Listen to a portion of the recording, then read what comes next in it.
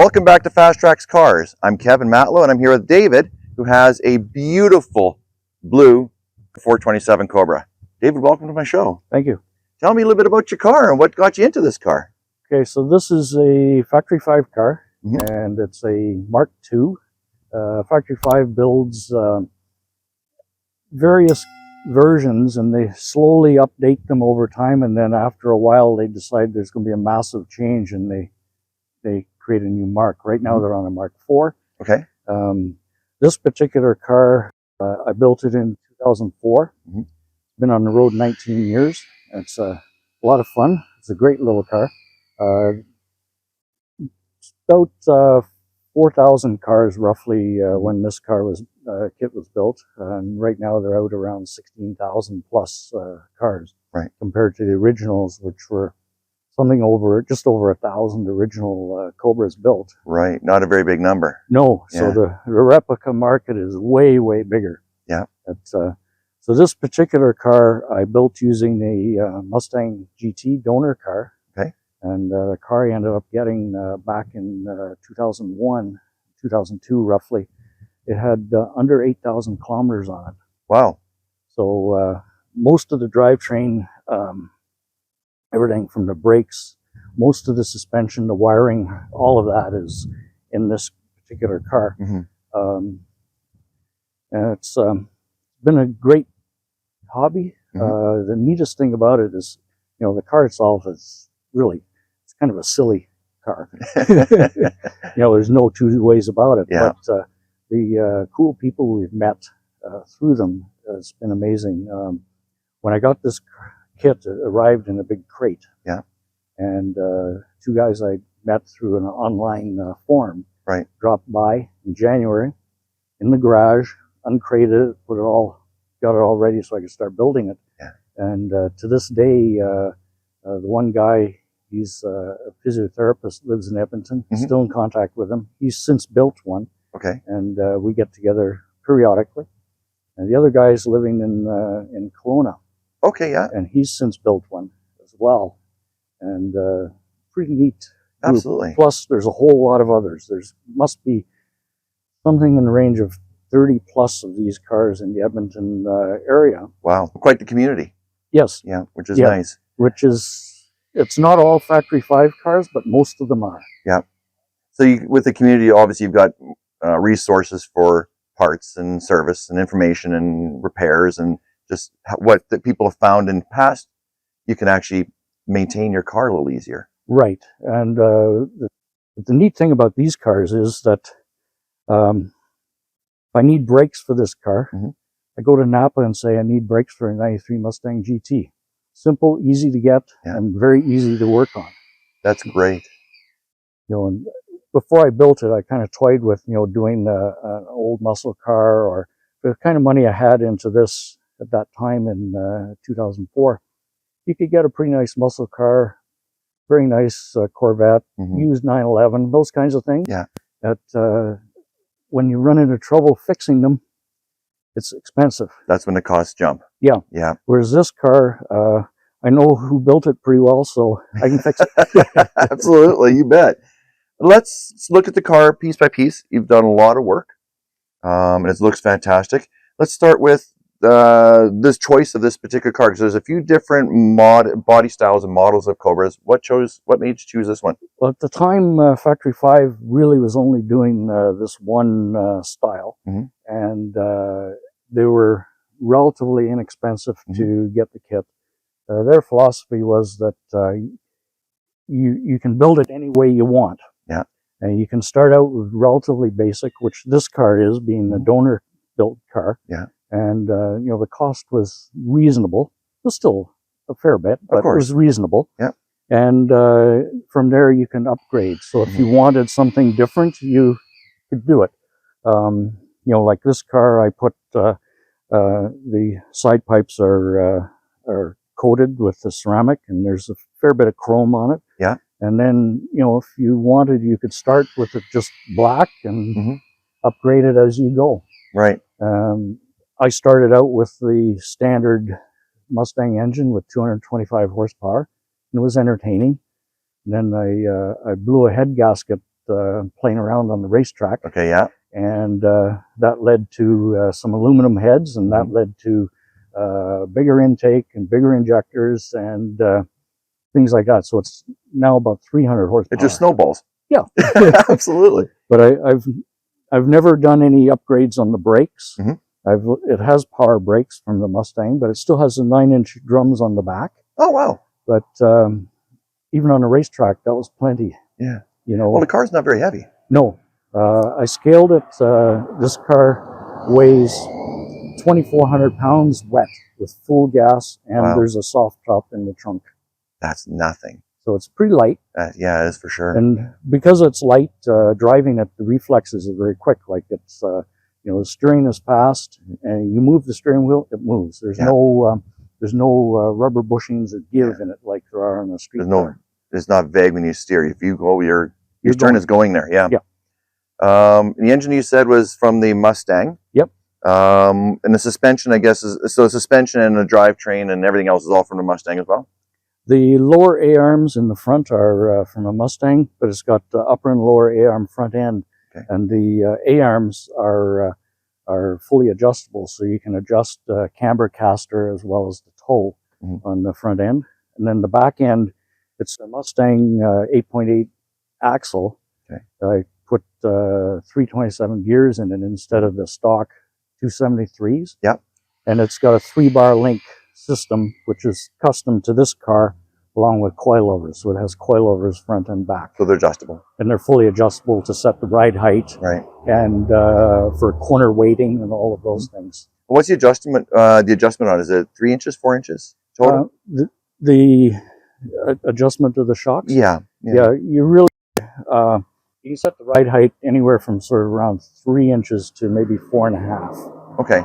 And the suspension travel is not a lot. It's pretty tight. Yeah. You don't get a lot of movement. It's firm. Yeah. Which is nice. This is what you want for a car like this anyway. Yes. Yeah. And the handling is quite amazing. I mentioned earlier playing around on the racetrack where I've had it a couple times on the track, but just during the lapping days. You know, it's follow the leader kind of thing. Yeah. And the track by here, the Stratotech track across the river, it's about a 1/4 mile back straight. Yeah. And this car tops third gear on that straight at about 100 miles an hour. Wow. Coming out of the second turn, you're getting some wheel spin and a little bit of counter steer. It's letting loose a little bit, yeah. Yeah. But the really cool thing is that you can position this car in a corner. You can't do it on the street because you'd be crazy. Of course. But on a track, you can position it with the accelerator. You push down on the accelerator, it unloads the front tires a little bit, and it tends to push. Yeah. Come off the accelerator, it comes down on the Shifts front the weight, tires, yeah. shifts the weight, and tightens the corner. So it's very cool handling. Absolutely, yeah. It's great that you've done that too. A lot of people have the cars but don't really take them and experience that. Yeah, in this particular car, I've got be about 65,000 kilometers on it. Okay. And it's been driven pretty much all over Western Canada. It's been to Whistler, BC, been to going to the Sun Highway in Montana, been up in the mountains many times, and we trailered it, a friend and I. This is where these people that you meet through these cars. Yeah. A friend, he's a contractor, and he has some big heavy-duty pickup trucks and 2 car haulers. Yeah. And he lent me one of his trucks and his car hauler. We drove down to Huntington Beach with them and drove a number of the roads down there, Mulholland Drive. We stopped in Vegas. We drove the Strip at night in Vegas. 2 Cobras on the Strip. Yeah, that'd gets be a lot of very attention. neat. That'd be neat, yeah. And we drove through Red Rock Canyon and Zion Park and all those cool places. It was a lot of fun. Quite the adventure. Yeah. So it's seen a lot of the country, which is nice. Yes. Yeah. So you're enjoying it. I have been enjoying it. That's why good. I've kept it. That's right. Now the paint scheme on this one, it's a darker blue. Yes. Has a little bit of metallic flake to it. Did you always want a blue? Because blue is the most common color for a Cobra. Yeah, I decided picking the color, believe it or not, is the hardest choice on these cars. I bet. And we went shopping. My wife and I went shopping through various car dealerships in Edmonton looking at colors. Yeah. And we ended up at the Lexus dealer. So this at that time was Lexus Indigo Ink Mhm. color, the blue. I think they've used it on the Toyota cars since. Okay. The silver was their Millennium Silver. Mhm. And I'm not sure what other cars they use it on, but we saw some of their cars in this color, and in the sun, it just pops. It does. Especially because it's got so many curves on it. Yeah. So Get all the it's, lights and shadows, and Yeah. it definitely shows all the curves off. I saw a red one. Actually, my son saw a red one in Kelowna when he was there last summer with a white stripe. Beautiful car. Very similar to this. But you see a lot of silver. You see a lot of blue. You see a little bit of red. Typical colors for the Cobra, which is, and they're that color for a reason, because they simply work. That's the They work. colors that Carroll Shelby used for his racing team. Was Yep. was a lighter blue than this with the white stripe. Yep. And with this darker blue, we toyed with the white stripe, and I have seen people use white stripes Yeah. on this darker blue, but the silver is not quite as harsh Yeah. contrast. Yep. And for my eye, I like it better that way. I like it as well. It's there. You can see it. It's not as, like I said, glaring. It's Right. quite nice. The interior, you got factory 5 seats on there. I wanted the high back seats to protect your head a little bit in case of a rear end collision. Yeah. And decided to go with double roll bars, I was going to say that, yeah. which kind of was a must from the wife. Mm-hmm. She Yep. said, if you're going to have one, I'm having one too. Yep. So that's how it came That to be. makes sense. Yep. It makes sense in safety. Typically, they only had one because one person was racing. Right. So they didn't need the second one. So that's a good choice. Is that a 4 or 5 point harness? It's a 5. 5 point harness. So it has, it's a Simpson harness that comes as part of the kit. Mhm. And you have the lap belts, the 2 shoulders, and the crotch belt. Right. Although these seats don't have the cutout in the bottom for the crotch belt, we just wrap it around. Wrap around the front. Yeah. I know a lot of people don't like using that 5th harness, but in the It crotch, helps but it hold helps. the lap belt down Yep. on your pelvis so it doesn't ride up. Which is smart. Is Safer. important. Safer, you bet. Yeah. And the side pipes, I hear a lot of people say, oh, get out and you burn your leg. Ever happened? On this car, no. My Okay. other car, yes. Yeah, okay. Why this car? No. It's just the way the pipes are set out, and it's relatively easy to step over them when you get Okay. in and out of it.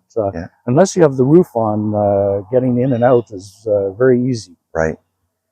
So I'm able to step over it. My wife has burnt her leg just right on the tip here Yeah. one time. Yeah. I hear a lot about those stories about Yeah. those Snake side pipes. bite. Yeah, snake bite. Now the muffler in this, is it a straight pipe or is there a muffler in this? There's a glass pack in Okay. here. Yep. So it does have some muffling. It's one where when you're driving it on the highway, because of the road and wind noise, Mhm. you are going to wear earplugs. We always do. Yeah. And around town, it's not too bad, but Right. if you step on it, it is loud. Yep.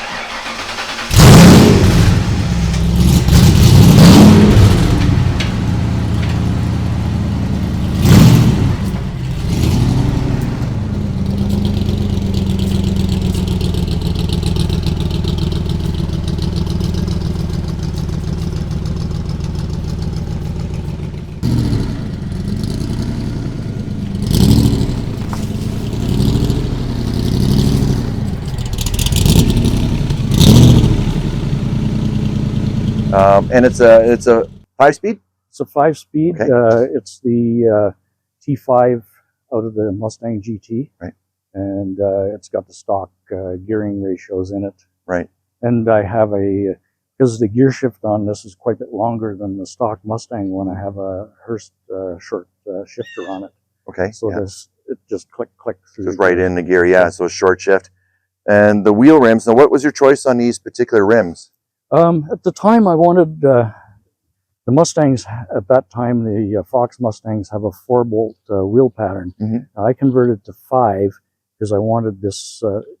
They kind of look like the old school mags that were pretty common on cars in the 60s. Yeah.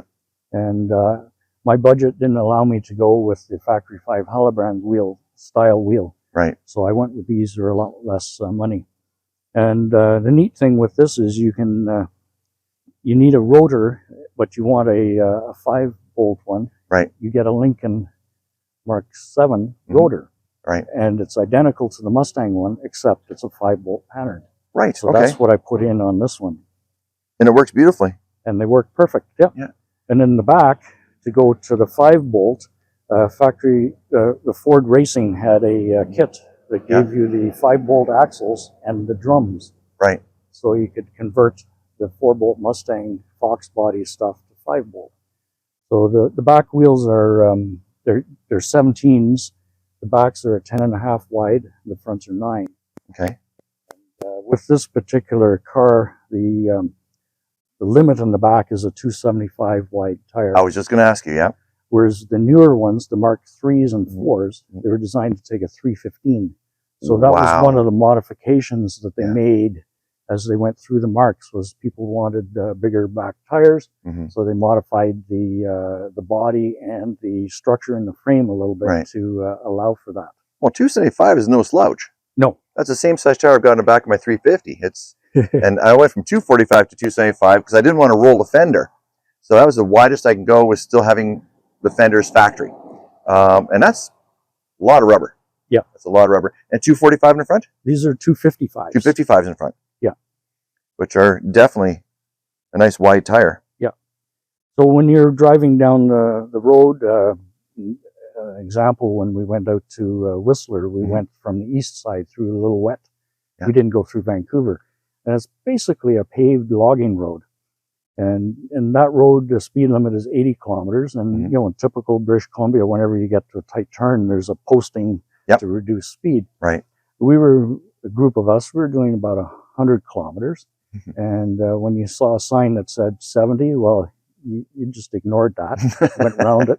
When you saw one that said 60, you put it into 4th gear and just to give it a little more control, and went around it at more or less 100 kilometers. Yeah.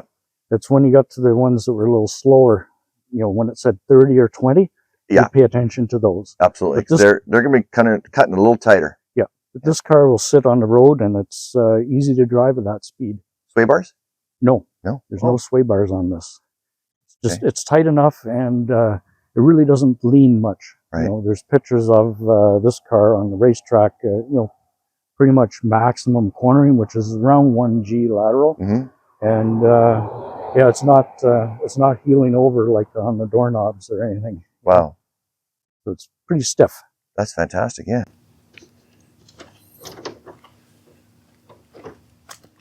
Now the hood itself, it's got 2 struts. Yes. Fairly light hood though, fiberglass. Yes. It's basically just a simple hinge arrangement. It was actually an option, like I said earlier. The design of these kits is to be built fairly basic at a basic price, and then there's lots of options. One of the options on this is the hood hinge set. Yep. The original kit came with just pins like you'd see on old school muscle cars. Right. Yeah. Just pin them and pull it. Yeah. Yeah. But then you got, where do you put the hood when you take it off? Good point. And I've known people who have forgotten to put the pins in, went for a drive, and the hood went. Yep, don't want to do that. Now, real quickly, I'm just looking at this here. You've got buttons here, rivets, snaps. They're button head screws, and they hold the hood to the hinge underneath. Okay. Basically, when you go back to the original race cars, when they had the 289 cars, they were relatively quick. Yeah. But when they went into the 427 cars racing, when they got up to the 150 odd mile an hour top speeds that those cars had, the aluminum hood was starting to peel back. Yeah. So a quick racer fix, pop rivet, popped it down. That'll do it. This kind of follows that pattern, but it accomplishes what I needed to do in a simple way. Yeah. Rather than spending more on body work and having the hood hinge assembly and framework bonded to the hood, right, I just did this. Right in through the back here. Yeah. Yeah. It was very simple. Really, really nice. And the bumper here, the typical Cobra fashion, Tell me about these and why they're the way they are. They're quick jacks, and for racing, if you ever watch Formula One race cars, today you'll see them come out with a jack and just pop it down to Right. lift the car up. Yeah. That's what these were That was quick jack. copying. Yeah. The street cars had kidney beans and the hoop, Right. whereas the race cars had these little quick jacks. Makes sense. And this particular one on Factory 5 cars, these are 100% show. Okay. Yeah. You cannot lift the car with Not going them. back into the frame or anything. It goes into the frame, but they're just thin bolts, and they're quite long, Right. so they wouldn't work. They're not designed for that. Yeah. No. And headlights on this, obviously, you get good visibility at night. Obviously. These ones are just your basic 7-inch round halogens, and they work okay, but we don't tend to drive a lot when it's dark at night, because Yeah. in summertime it's late. Yep. So they work, but they're not fabulous. Right. I've heard that a lot from people saying that they're just not quite We're there. spoilt on the newer cars We with are. the better headlights. We are for sure. We are for sure. All right. Well, thank you very much for showing me your car. I appreciate it. Oh, you're welcome.